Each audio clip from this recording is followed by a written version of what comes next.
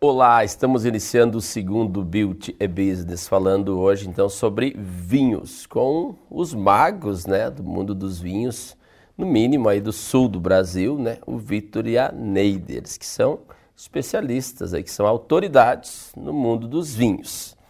Vitor, fique à vontade, hoje imagino, pessoal, que ele vai conduzir mais aí as atividades com os vinhos, que é a especialização deles, e a Neide também vai auxiliar. Eu vou ficar mais de canto aí, então fique à vontade, Vitor. Fale-nos dos tipos de vinho, maneira de servir. Existe isso? Existe algum segredo? Sim, tudo tem um objetivo. Muito bem, então vamos começar, não é? Vamos começar pelo nosso país, por Portugal, onde eu nasci, não é? Sim, eu já ia dizer Brasil. Portugal, onde eu nasci, então também quero falar sobre o apoio grande que temos das Canções de Portugal, os sommeliers de Portugal. E claro, eu trouxe aqui um vinho até, da Quinta da Romaneira, uma das quintas mais antigas da região do Douro. Douro, que é conhecido pelo famoso Vinhos do Porto, não é? Então esta quinta é uma das mais antigas e fabrica vinhos de grande qualidade e vinhos de excelência, que é mesmo assim. Onde o vinhedo, e ele tem todos aqueles socalcos, aquelas descidas que vai até ao Rio Douro, não é? As vindimas estão ocorrendo no momento, neste momento elas estão ocorrendo lá. As vindimas é uma espécie de safra lá? A vindima não, é a colheita da uva. Isso. É a colheita da uva. Sim. A safra é o ano em que o vinho é fabricado. Ah, é? Exatamente. Eu achei que a safra era o momento que estava colhendo, nada a ver. Para nós, né, no Brasil. No Brasil, safra é quando está colhendo a uva. Safra, colheu a uva, fabricou o vinho, aí é a safra do ano, que é 2020. Tá? Não vai colocar o dia, nem data, nem nada. É o ano 2020. Safra 2020, foi nesse ano que o vinho foi feito e foi produzido. Tá? Isso no Brasil? Vendimado, não, em todo o mundo. Todo mundo. Todo mundo. Por exemplo, este vinho aqui, se a gente reparar, então temos aqui que lá diz a colheita 2014. Então, a safra deste vinho é uma safra de 2014. Tá? É aqui que nos fala, então, para conhecer bem. E também é uma ajuda para as pessoas conhecer os rótulos. Muita gente, às vezes, tem dificuldade de conhecer o rótulo. Não é? Sim, eu, por exemplo, não entendo nada. Uma facilidade que eu dou é assim, primeiro, conhecer as boas regiões produtoras de vinhos. Aqui no Brasil... boas regiões de produção de vinho no Brasil. Bento Gonçalves, não é? Vale dos Vinhedos, esta região gaúcha, onde tem... Serra Gaúcha, Serra Gaúcha, Flores da Cunha, Santa Catarina, São Joaquim, aquela região da altitude. Então, Vale do São Francisco também. Então, são essas regiões onde tem o potencial de vinhos... Estado do Paraná, você que conhece bem o sul do Brasil, existe regiões produtoras de vinho no estado do Paraná? Existir, existe. Só que eu conhecer a 100%... Sim, mas você sabe que existe. É porque existe, eu vejo falar pouco. Eu porque tenho muitos parceiros no Paraná e não vejo falar de vinho lá. Até em Chapecó também tem. Tem? Exatamente. Só que, claro, são aquelas vinícolas que ainda estão na fase de crescimento, não é? Sim. E então é assim... Essa é antiga. Exatamente. Então é assim, para ter o conhecimento exato sobre, então, como é que eu posso adquirir e comprar um vinho? Então, primeiro tem que lembrar essas regiões, como França, Bordeaux, aquelas regiões do Rhône, então são vinhos de grande qualidade. Itália, Toscana, são vinhos de grande qualidade. Então, a partir daí, a pessoa vai ver a safra, né? Eu aconselho sempre as safras também mais novas. Quando são vinhos de guarda, então eles já têm safras de 2012, 2010, 2008. Né? Eu ia te perguntar aqui, ó, você falou vinhos de guarda, vinhos jovens, vinhos de guarda, vinhos verdes, terroir, que é o terreno, né? E harmonizações. Então, isso. Essas diferenças, porque o nosso público que está olhando, eu imagino que a maioria não tem esse know-how. Então, quais essas diferenças, né? Um vinho de guarda, um vinho jovem, um vinho verde. Eu nunca vi o vinho verde, né? Muito bem. Não é o vinho verde, que é a região em si, que ela é verde. Os campos e tudo. É então colocar a dominação dos vinhos verdes, não é? Porque Sim. o vinho verde, ele não é verde, é um vinho branco normal. Exatamente. Normal. Só que a região em si é que é a região. E essa região verdes. De vinhos verdes no Brasil tem também. Não tem. Não. Não existe no Brasil região de vinhos verdes. Só Portugal. Só Portugal é que tem essa região. Como, por exemplo, o vinho do Porto. Só Portugal é que tem isso. Sim. Como Champagne. Champagne só na França é que tem isso. Mais lá do nenhum. É como se fosse uma marca oficial, como a Adidas. É só dali, não é de mais ninguém. É daquela região. Exatamente. Isso mesmo. É uma característica local. Exatamente. Então é assim, constante estávamos a falar aqui no rótulo, né? A pessoa em si, quando for ao mercado, então ela vai ver a safra. Vinhos de envelhecimento, vinhos de guarda, são aqueles vinhos que já têm uma safra mais antiga, não é? Pode surgir agora safras novas, como por exemplo, a de miolo, o lote 43, a safra 2018, mas são os vinhos de guarda por uns 10 anos, 12 anos. Ele estava guardado 10 anos, lançou em 2018. Exatamente. E lança em 2018 e você em casa pode guardar 10 anos, tá?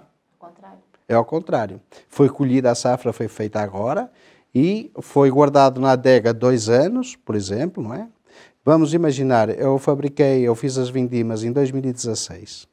Deixei os vinhos 2 anos nas barricas de carvalho, 2018, que vai para o comércio. Então esses vinhos já estão no comércio, mas já com 2 anos, tá? Sim. Então, depois no comércio, você ainda pode guardar em casa por uns 10 anos, bem tranquilo. Então, vou estar tomando vinho praticamente de 12 anos. Exatamente. E vai ser bom. Agora, depende como você guarda em casa.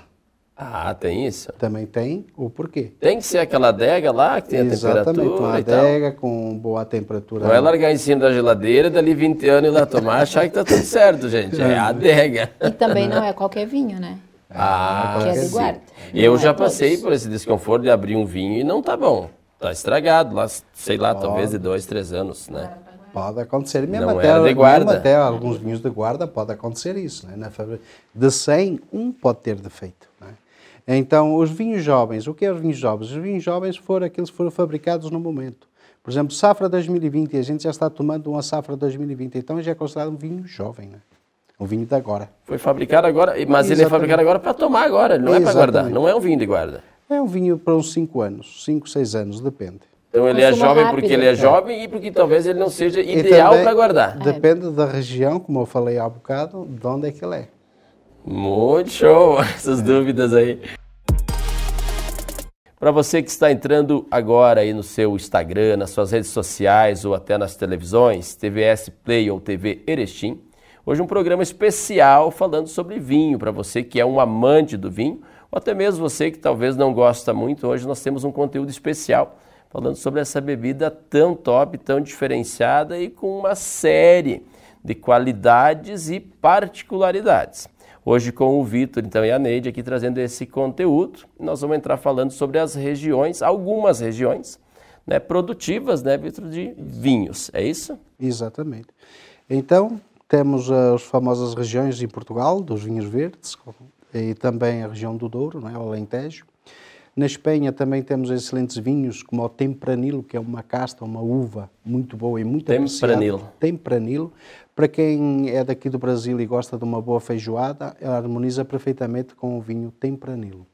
Esse Tempranillo existe, Vitor, no Brasil? Existe? Sim, existe. Tem bastante. E é de produção nacional? Produção nacional que temos aqui no Brasil, na Serra Gaúcha, e também produção espanhola. Né? E harmoniza muito com feijoada. Feijoada, tipo de vinho. Exatamente, porque a feijoada normalmente ela leva aquela carne do porco, não é? Sim. Então, este vinho combina com feijoada. Exatamente. Combina feijoada. A nossa bistequinha aqui, a canjiquinha, tudo que leva os derivados de porco.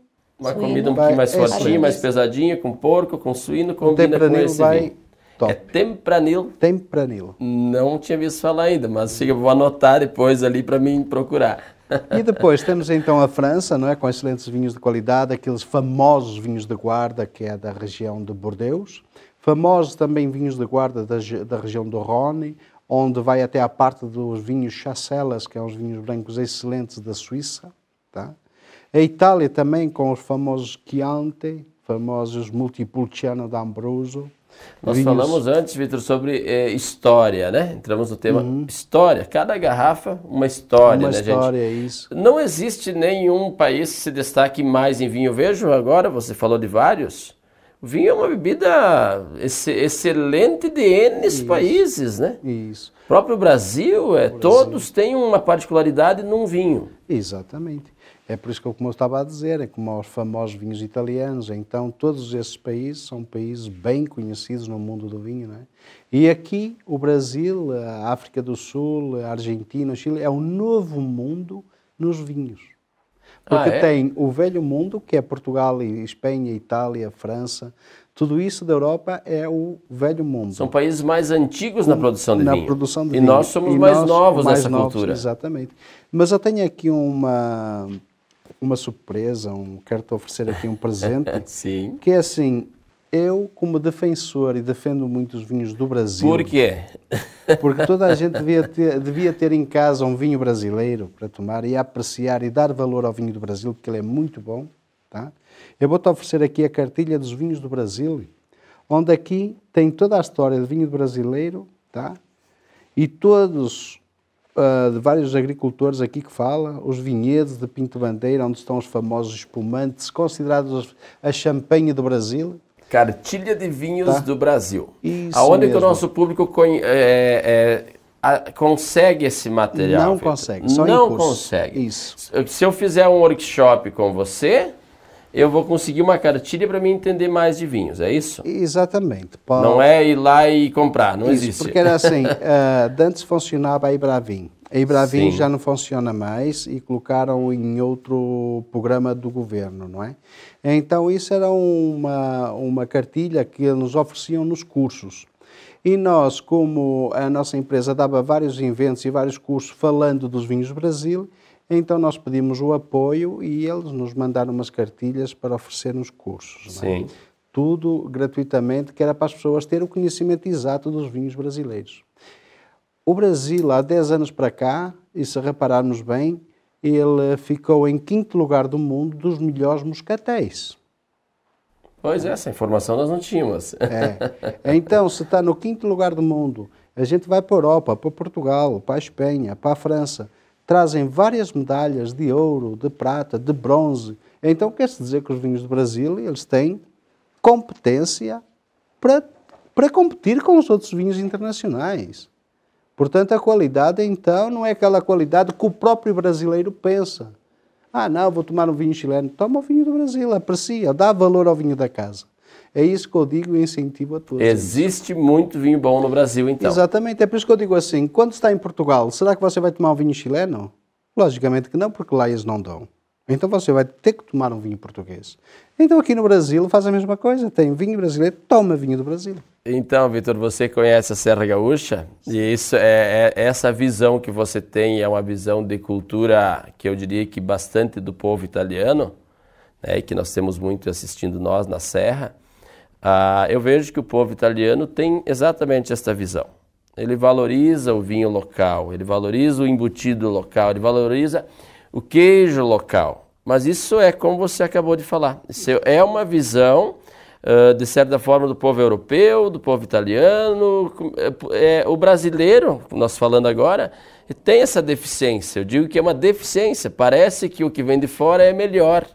Mas você, como bom entendedor, como autoridade dos vinhos, nos afirma que nós temos um vinho tão bom quanto os de fora, exatamente. Só que é assim, claro que não vamos proibir, quer porque gosta do vinho francês, toma o vinho francês, gosta de um português, força.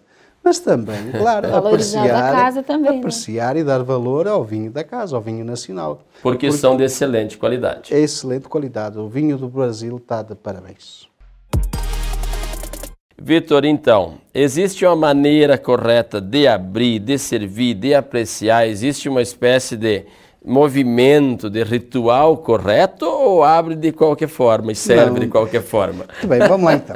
Vamos lá começar. A gente pode passar aqui que nós vamos ficar mais à vontade. Olha, bom. Então, gente, vamos ficar ligado aí que o Victor vai nos ensinar agora que tipo de vinho servir e como servir. Vamos prestar atenção que ele sabe o que está dizendo. Muito bem, obrigado. Então vou fazer o seguinte. Antes de mais nada, temos aqui esta Quinta da Romaneira, que é um vinho da colheita 2014 da região do Douro, de Portugal. É um vinho excelente para um assado no forno. Tá? Uma boa carne assadinha no forno, com a batatinha. E um excelente vinho para acompanhar, fica um espetáculo. Show de bola. Isso. Outra dica, para quem gosta, por exemplo, de comidas italianas, claro, a pizza, mussarela, e também massa à bolonhesa. Então, todo o tipo de comidas assim mais condimentadas, italianas, né? Então, este Mascarielle, Montepulciano d'Abruzzo, que é uma uva, né? De safra 2016, cá está, bem marcadinho, da Itália. É um vinho também excelente para harmonizações de massas mais condimentadas, por exemplo... O povo italiano aí que gosta de uma comidinha mais pesadinha, esse vinho. Exatamente. Mesmo até aqui no Brasil, uma boa polenta com salame, tá? Um vinho top. Tá? Fechou. Lembrando aqui uma coisa importante, que o vinho também é um vinho de grande qualidade, derivado aqui. Porque ele nos diz aqui, dominação de origem controlada. Então, é um vinho de uma região de dominação de origem controlada, que é um DOC. Se um vinho é um DOC, quer dizer que é um vinho de boa qualidade. Tá? E este vinho da região do Douro, que eu não falei também, o DOC, também é um vinho, se repararmos, aqui à frente não está escrito, mas retornando aqui o rótulo, está escrito 2014 Douro DOC, dominação de origem controlada. Então, por tendo esta dominação, o vinho tem que ser um vinho de boa qualidade, um vinho bom. Tá? Show! Muito bem. E também lembrando que os vinhos do Douro, todos eles trazem o selo do Instituto dos Vinhos do Douro, que também nos apoia nos cursos de workshops que a gente faz e masterclasses dos vinhos do Douro. Tá? Muito e vinhos bem. de Portugal. Muito bem. Então, são esses vinhos, eu vou colocar aqui, para fazer também bonito, né, na mesa. E este vinho é um vinho da região do Rhône, de Côtes do Rhône. Um vinho com a uva GSM, Grenache, Shiraz e Mourvèdre.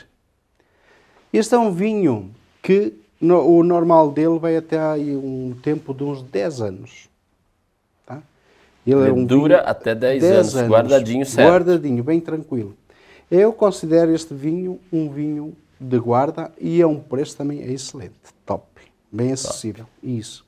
No Brasil, gira em torno de quanto em reais, para o público entender? Mais ou menos, uma Mais garrafa. ou menos este vinho deve estar a uns 60 e pouco, a 70 ao máximo. Tranquilo. Tranquilo. É um vinho para 10 anos. Imagina, 60, 70 reais.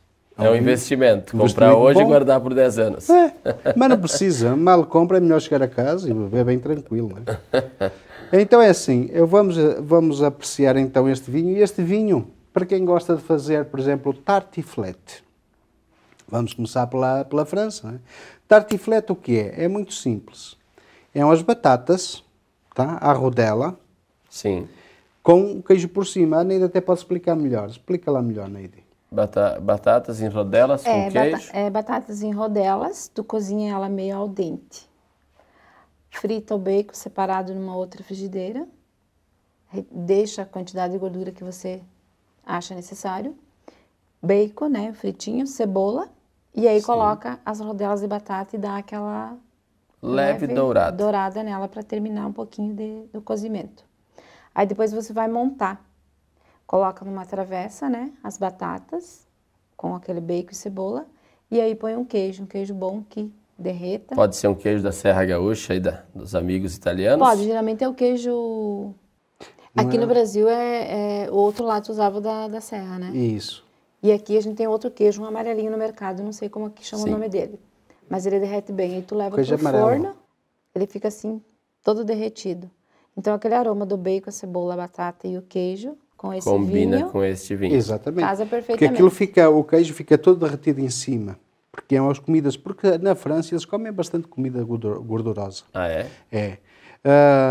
Como a tartiflette é de uma região fria da França, que também é na Suíça. Sim. Tá? Então eles apreciam essas comidas com os vinhos. A comida mais pesadinha, como também, com queijo. Exatamente, como também tem a conhecida raclette. A raclette, onde vai com aqueles potinhos, com aquelas colherzinhas, onde colocam o queijo, colocam os embutidos também, né? E ao mesmo tempo batata cozida. E eles colocam o queijo todo derretido em cima da batata cozida, com o presunto de Parma, para apreciar os bons vinhos. Então imagina essas comidas gordurosas e vemos então a saúde que lá tem. Boa saúde. Existe uma saúde. o vinho, normalmente, ele corta muita gordura. Ah, é? Exatamente. Tem esse poder de cortar. Isso. Então é assim, eu vou dar só um exemplo para ter uma noção. Sim. O pessoal, quando faz um churrasco, tem aquelas bandejas, né? Coloca o churrasco em cima da bandeja. Quando tirou da churrasqueira, colocou em cima da bandeja. O que é que acontece ao churrasco quando ele vai arrefecendo? Como é que a bandeja fica? Ela fica com aquela gordura branca. Gordura, exatamente. Exatamente. Ficou frio, ficou assim. Sim. Agora vamos pensar nós, comendo esse churrasquinho e tomando uma cerveja gelada. Como é que fica o nosso estômago? Gordura. Muita gordura. Vai sofrer, né? O processo da digestão vai ser bem mais demorado. Exatamente. E se a gente tomar um copo de vinho? Vai cortar muito tipo de gordura. Vai diluir, de certa forma, mais rápido. Mais rápido. Corretamente. Então vai fazer a digestão mais rápido. E ajuda e traz outros benefícios. Não é? Vamos lá então abrir a garrafa de vinho. Dou sempre um conselho de nunca tirar estas partes da garrafa de vinho. Tá? Muita gente gosta de... Tirou tudo, descascou, não. Pôs a garrafa feia. Então a gente aqui abaixo do gargalo, a gente vai passar aqui, antes de mais nada, deixa-me falar aqui dos saca-rolhas. São saca-rolhas profissional, não é? De sommelier. Sim. Onde tem aqui o parafuso, tem aqui o serrotezinho e tem aqui as duas alavancas e a patilha. Então a gente pega aqui na faquinha, o serrotezinho, corta aqui assim, a toda a volta, tá? E então tira esta parte de cima. Muito simples de sair, exatamente. Elegantemente, sem estragar ali o bico da garrafa. Então, retiramos a cápsula. Agora sim, vamos passar então um guardanapo para tirar toda a sujeira que possa conter em cima da rolha. Porquê? Porque muitas vezes é fabricado em alumínio.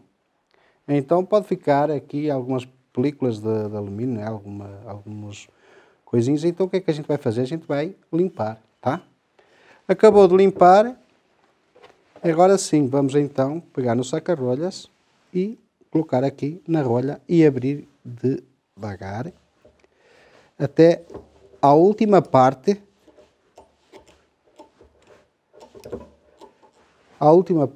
do saca-rolha, tá?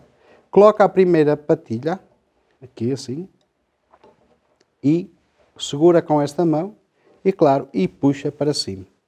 Tá? A seguir vamos colocar a segunda patilha, igual, aqui, segurando com esta mão firmemente e vamos puxar para cima. Agora sim, ela como está quase a sair, eu vou pegar num guardanapo, tá? E vou tirar a rolha. Porquê? Porque às vezes as nossas mãos, ela pode conter resíduo, sujeiras. Cremes, muitas vezes cremes e por aí fora, perfumes, né? E isto pode passar tudo para a rolha. Então, peguei realmente no guardanapo, não é? Saco a rolha fora, bem tranquilo. Tá? A gente tira a rolha. Após aberto, ele tem durabilidade depois, para a gente entender? 3 dias. 3 dias após aberto. Depois então tem que abrir e tomar. 3 dias. Então, eu aqui agora vou fazer uma análise também para ver realmente se o vinho está em perfeitas condições ou não. Vou cheirar a rolha e a rolha tem que me dar um perfume bom. Tá? Se me der um perfume mofado ou assim, um perfume muito esquisito, defeituoso, pode ser que o vinho esteja estragado, né? Então a gente aqui só pela rolha já vai ver a qualidade do vinho. Isso pode cheirar. Segredinho de cheiro aqui. Exatamente. Então cheirando aí a rolha vai dar um perfume excelente. Realmente. Então, cheiro muito gostoso, aí, gente. De isso. vinho bom.